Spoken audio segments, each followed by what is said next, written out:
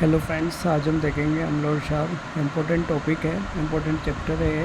और इससे बहुत सारे क्वेश्चन कॉम्पिटिटिव एग्जाम में पूछे जाते हैं, लगभग सभी प्रकार के एग्जाम में। और सबसे पहले देखेंगे अपन अम्ल क्या होता है। तो अम्ल जो होते हैं स्वाद में खट्टे होते हैं। जितने भी खट्टे पदार्थ होते हैं सब अम्ल हैं। और जितने भी देखेंगे अपन कि इसमें जली विलयन में कौन सा आयन देते हैं, H+ आयन देते हैं। उसके बाद में अम्ल के प्रकार देख लेते हैं अपन, अम्ल कितने प्रकार का होता है। तो सबसे पहले नंबर पर आता है हाइड्रा अम्ल, केवल इसमें हाइड्रोजन होता है। ठीक है, HCl HBr हो गया, HI हो गया। ठीक है, और सेकंड नंबर पे अम्ल का प्रकार देखेंगे तो ऑक्सी अम्ल, जिसमें हाइड्रोजन भी होता है, ऑक्सीजन भी होता है। इसका एग्जाम्पल सल्फ्यूरिक अम्ल, नाइट्रिक अम्ल और फॉस्फोरिक अम्ल होता है। उसके बाद में अपन देखेंगे प्रबल अम्ल। प्रबल अम्ल क्या होता है? प्रबल अम्ल वह अम्ल जो पूर्ण रूप से आयनित हो जाते हैं, मतलब जल में पूरी तरीके से आयनित हो जाएंगे। जैसे HCl हो गया, हाइड्रोक्लोरिक अम्ल हो गया, सल्फ्यूरिक अम्ल हो गया, नाइट्रिक अम्ल हो गया। इनका जो pH होता है 0 से 3.5 तक होता है। फिर पढ़ेंगे अपन दुर्बल अम्ल यानी कि वीक एसिड, वह अम्ल जो पूर्ण रूप से आयनित नहीं होते। जैसे एसिटिक अम्ल हो गया, इसको एथेनॉइड भी बोलते हैं, सिरका बोलते हैं, विनेगर। इसका pH होता है 3.5 से 7 तक। फिर उसके बाद सांद्र अम्ल। सांद्र अम्ल जिसमें अम्ल की मात्रा अधिक होती है। एक आता है तनु अम्ल। तनु अम्ल जिसमें अम्ल की मात्रा क्या होती है? कम होती है। ये सब क्या हो गए? अम्ल के प्रकार हो गए। अब कुछ प्रमुख अम्ल हैं, उसके स्रोत देख लेते हैं अपन। जैसे निब्बो हो गया, संतरा हो गया। निब्बो और जो संतरा होता है उसमें साइट्रिक एसिड होता है। सिरका जो अचार होता है उसमें एसिटिक अम्ल होता है, यानी कि एथेनॉइक अम्ल भी बोलते हैं इसको। आंवला और मिर्ची, इसमें स्कॉर्बिक एसिड होता है। इमली, कच्चा आम और अंगूर में क्या होता है? टार्टरिक एसिड होता है। और चींटी का जो डंक होता है ना, फॉर्मिक एसिड होता है। नेटल की जो पत्ती होती है उसमें मेथेनॉइक अम्ल होता है। और भी देख लेते हैं अपन कुछ इंपॉर्टेंट। जैसे गेहूँ होता है, गेहूँ में ग्लूटानिक अम्ल होता है। मक्खन में ब्यूटेरिक अम्ल होता है।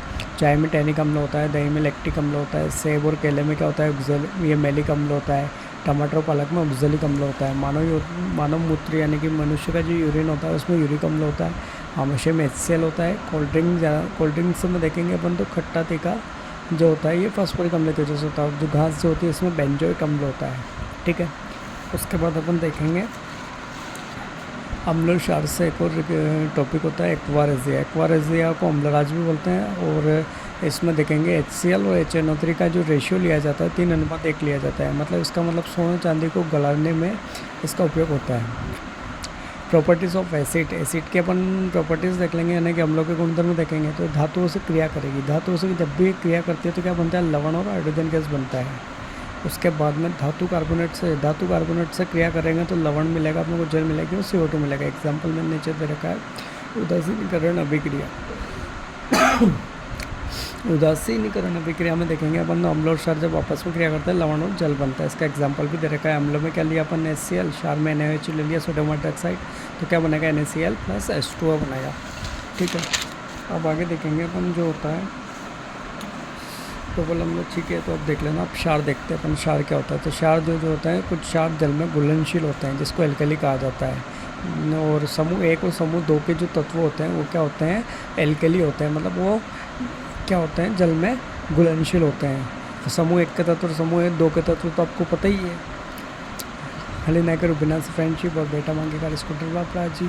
ठीक है, ये ट्रिक होती है इसको पढ़ने की। क्षार जो होते हैं जल में OH- आयन देते हैं। और स्वाद में कैसे होते हैं? कड़वे और कसीले होते हैं। अब क्षारों के प्रकार देखेंगे अपन।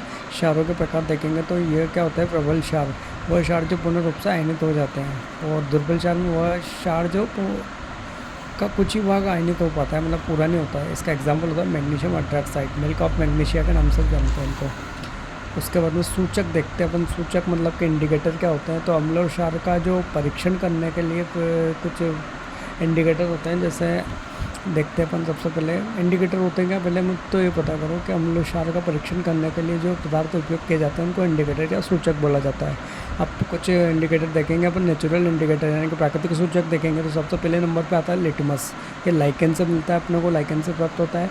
और लिटमस पेपर का उपयोग करेंगे तो अम्ल क्या होता है? नीला लिटमस पेपर को लाल कर देते हैं और क्षार जो होते हैं लाल लिटमस पेपर को नीला कर देते हैं। ठीक है, उसके बाद में सेकंड नंबर पे जो सूचक आता है वो हल्दी आता है। जैसे आप अम्ल के साथ डालोगे तो पीला रंग देता है, मतलब पीला का पीला रहेगा। और जैसे क्षार को आप हल्दी में डालोगे तो लाल कलर देगा। ठीक है, इंपॉर्टेंट पॉइंट भी है दोनों। धातुओं के ऑक्साइड जो होते हैं क्षारीय होते हैं और धातुओं के ऑक्साइड अम्लीय होते हैं। उपदेर में ऑक्साइड के एग्जाम्पल ZnO, Al2O3 होता है। pH स्केल की बात करेंगे अपन। तो pH स्केल में क्या होता है? हाइड्रोजन आयन की सांद्रता ज्ञात करने के लिए सोरेनसन नामक वैज्ञानिक ने एक स्केल विकसित की है जिसे pH स्केल कहा जाता है।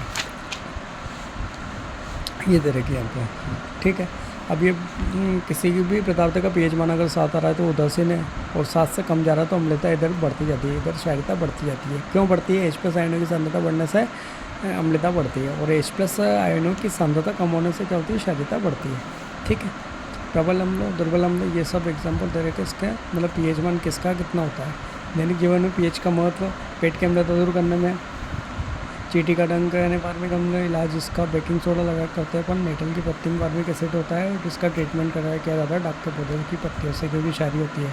अब अम्लीय वर्षा देखेंगे अपन। अम्लीय वर्षा में पीएच मान जो होता है 5.6 या इससे कम होता है। सल्फर के जो ऑक्साइड होते हैं, नाइट्रोजन के ऑक्साइड, ये वर्षा के जल में मिल जाते हैं, जिसको अम्लीय वर्षा कहते हैं। इससे स्किन वगैरह ख़राब होती है अपनी। अब उसके बाद अपन देखते हैं दंतक्षय क्या होता है। यह भी इम्पोर्टेंट टॉपिक है इसी चैप्टर का। दंतक्षय, दंतक्षय मतलब दांतों का सड़ना, क्षय होना, गिरना, टूटना, मुंह से में अम्लता बढ़ने के कारण होती है। इसका पीएच मान 5.5 से या इससे कम होने लगता है, तब जाके दंतक्षय होता है, मतलब दांत खराब हो जाते हैं, सड़ जाते हैं, खराब हो जाते हैं। ट्रीटमेंट इसका टूथपेस्ट के ली जाती है, जिसमें ये होता है CA3 कैल्शियम फॉस्फेट होता है। ठीक है, कुछ प्रमुख पीएच मान दे रखे हैं नींबू वगैरह के, सबके आप पढ़ लेना अच्छे से, और देख लेते हैं अपन क्या इम्पोर्टेंट है इसमें।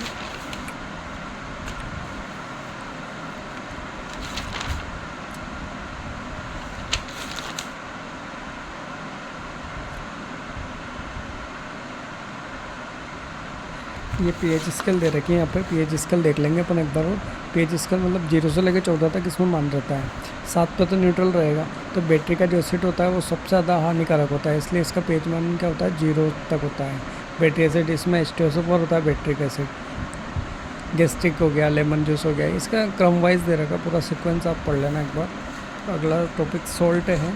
सोल्ट क्या होता है? वे कि पदार्थ जो अम्ल और तथा क्षार की परस्पर अभिक्रिया के फलस्वरूप बनते हैं, लवण कहलाते हैं। जैसे NaCl, वह अम्ल के एक या अधिक हाइड्रोजन परमाणु को किसी क्षार के एक या अधिक धनायन प्रतिस्थापित। ये तो फालतू बात है, अब तो इतना याद रख लेना काफ़ी है। ठीक है, थैंक यू।